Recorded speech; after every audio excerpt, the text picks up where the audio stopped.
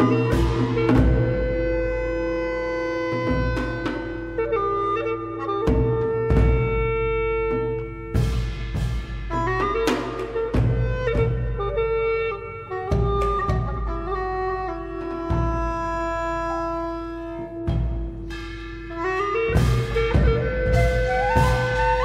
ke-16, Nusantara menjadi rebutan para pedagang dunia. Di tengah gelombang kolonialisme Eropa, sekelompok pelaut dari Fujian, Tiongkok, memulai petualangan berisiko, pelayaran pertama suku Hokkien ke Indonesia. Siapa mereka? Mengapa mereka datang? Dan bagaimana jejak mereka membentuk sejarah Asia Tenggara?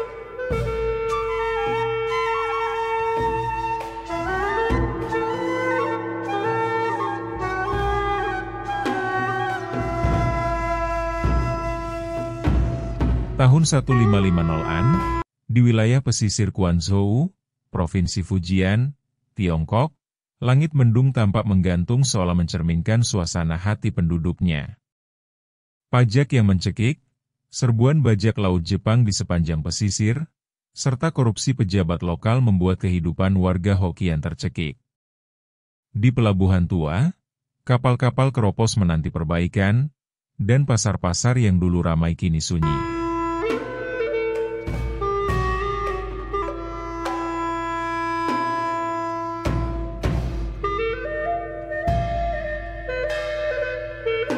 Lin Wei, cucu seorang pedagang laut yang telah jatuh miskin, berdiri di tepi dermaga menatap laut yang luas.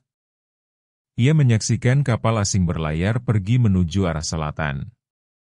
Kata orang, di sana ada negeri tropis bernama Nanyang, tanah yang dipenuhi rempah, emas, dan peluang baru. Kata-kata itu tumbuh menjadi harapan yang tak pernah padam di benaknya.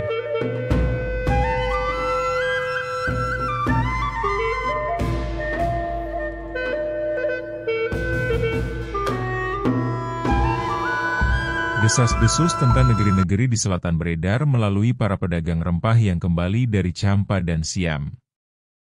Mereka bercerita tentang Melaka, Batavia, dan Jawa. Lin Wei menghadiri pertemuan rahasia bersama beberapa pedagang, nelayan, dan pengrajin. Dalam sinar lentera bambu, diputuskan, mereka akan meninggalkan tanah leluhur. Kita tak bisa hidup seperti ini terus, kata Hu Zheng, pedagang teh tua.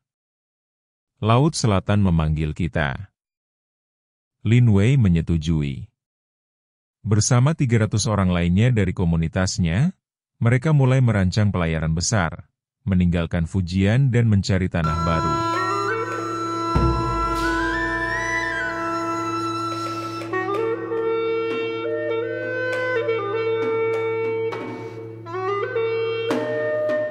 Dibutuhkan waktu berbulan-bulan untuk membangun 3 kapal besar tipe Jiang, Haifeng, Yinlong, dan Shanhe.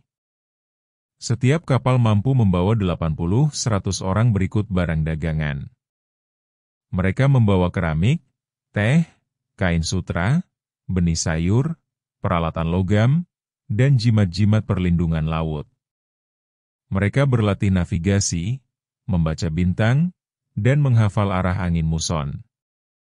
Doa-doa dipanjatkan di kuil Mas'u, Dewi Pelindung Laut. Tangisan dan peluk haru mengiringi keberangkatan. Pada fajar bulan keempat dalam penanggalan Hokkien, pelayaran dimulai.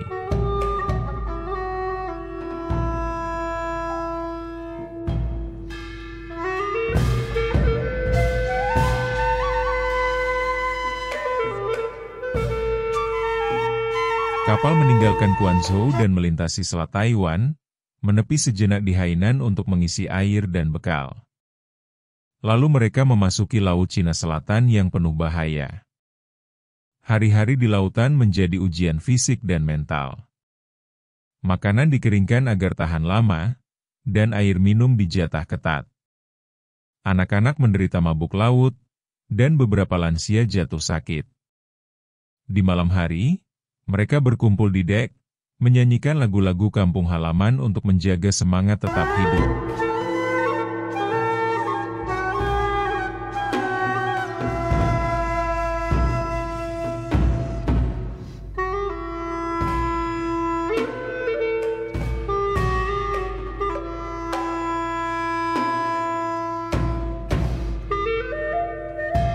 Minggu ketiga pelayaran, badai hebat menggulung. Ombak setinggi rumah mengguncang kapal. Suara kayu retak terdengar dari dek bawah, dan layar terkoyak oleh tiupan angin. Satu kapal, Shanhi, hampir karam namun berhasil diselamatkan berkat keterampilan nahkoda Liu Chang dan pengorbanan para awak yang terikat tali memperbaiki layar dalam hujan deras.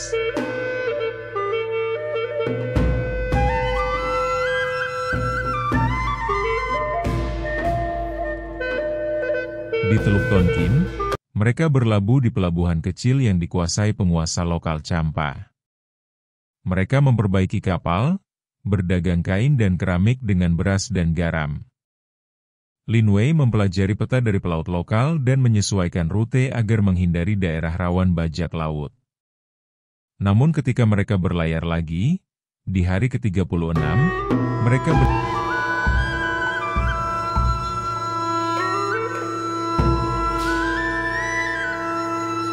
benar-benar disergap perompak. 5 perahu panjang mengitari kapal mereka. Saat kapal Yinlong bersiap untuk bertempur, Lin Wei mengangkat panji putih dan menawarkan barter damai. Ia memberikan kotak sutra dan teh langka. Para perompak, tertarik oleh nilai barang itu, menerima tawaran dan membiarkan mereka pergi. Kejadian itu menyadarkan mereka akan risiko besar yang belum usai. Semangat rombongan goyah, tapi Lin Wei berbicara di depan semua awak. Setiap batu karang yang kita lewati, setiap ombak yang menghantam, adalah ujian agar kita layak menemukan tanah harapan. Kita sudah sejauh ini. Jangan biarkan rasa takut membawa kita pulang sebelum waktunya. Semangat mereka bangkit kembali. Mereka menyebut kelompok mereka dengan nama baru, Pengembara Surya.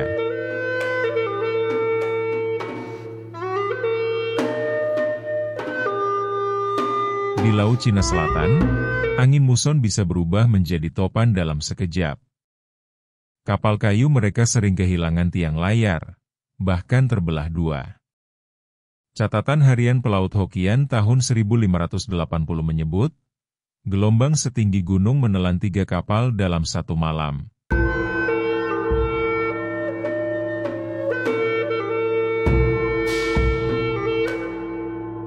Perbekalan sering habis sebelum tiba di pelabuhan singgah.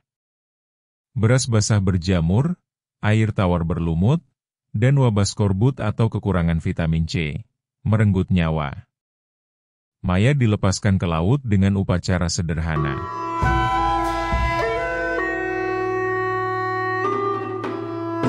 Di tengah laut, hierarki di kapal bisa runtuh. Kapten yang dianggap salah navigasi kadang dibunuh. Naskah, Hai Kuo Jianwen, 1620, menceritakan bagaimana awak kapal tewas bunuh diri setelah tersesat 10 hari tanpa matahari. Kayu kapal yang lapuk digerek oleh cacing laut, sementara kebocoran harus ditambal darurat dengan campuran getah pohon dan kain. Jika gagal, seluruh awak akan bekerja tanpa henti menimba air yang masuk.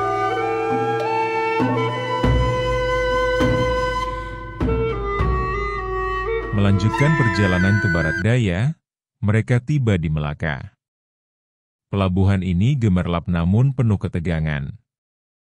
Portugis menguasai kota, dan para penjaga bersenjata patroli setiap sudut. Kapal Eropa dengan meriam besar mendominasi pelabuhan. Saat mereka berdagang, mereka menyaksikan bagaimana pedagang lokal ditekan dan kapal asing dipaksa membayar upeti tinggi. Lin Wei, melihat ini, mulai khawatir akan keselamatan komunitasnya. Di sana, Lin Wei berdiskusi dengan para pedagang Melayu, Arab, dan India. Mereka memperingatkan bahwa perdagangan di Melaka dipantau ketat dan tak aman bagi pendatang baru. Pergilah ke timur, ujar seorang pedagang Melayu. Di Jawa, pelabuhannya lebih ramah. Tuban, Gresik, atau bahkan Jepara. Lin Wei dan rombongan memutuskan mengikuti saran itu.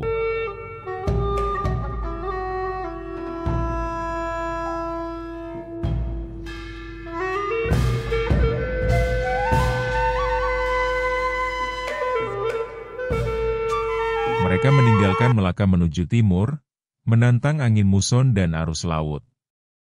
Selama lebih dari 4 minggu mereka terombang-ambing. Kapal Yin Long rusak parah di dekat Bangka, tetapi berhasil ditarik ke perairan tenang. Di tengah perjalanan, mereka disergap lagi oleh badai. Salah satu tiang kapal Hai Feng patah. Selama 3 hari mereka terombang tanpa kendali hingga akhirnya menemukan perairan yang lebih tenang dekat Pulau Belitung. Di sana mereka beristirahat selama seminggu penuh, memperbaiki kapal dan memancing ikan laut yang melimpah. Kehidupan laut mengajarkan mereka kesabaran dan gotong royong. Mereka berbagi cerita, menyulam jaring ikan, dan menyusun rencana ke depan. Lin Wei menulis catatan harian selama pelayaran, berharap suatu hari bisa menunjukkan pada anak cucunya bagaimana mereka sampai di tanah baru.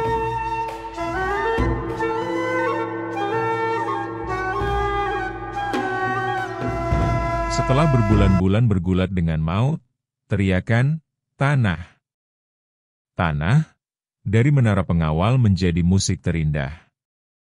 Tapi perjuangan belum berakhir. Di depan, mereka harus menghadapi dunia baru yang asing.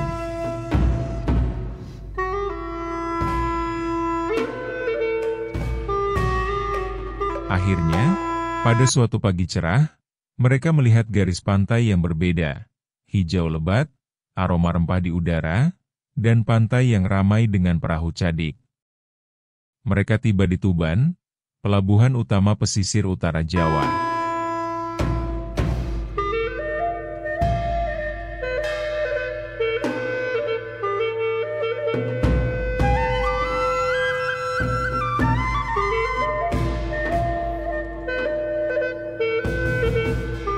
Di Jawa, orang Hokkien diterima oleh penguasa lokal. Mereka menukar barang dengan rempah, kayu cendana, dan emas. Beberapa memilih menetap, membentuk komunitas awal Tionghoa di Indonesia.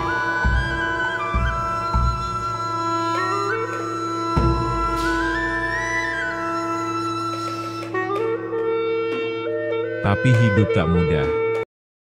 Mereka harus beradaptasi dengan budaya Jawa dan bersaing dengan pedagang Arab, India, dan Portugis. Namun, keahlian mereka dalam navigasi dan jaringan dagang membuat mereka bertahan.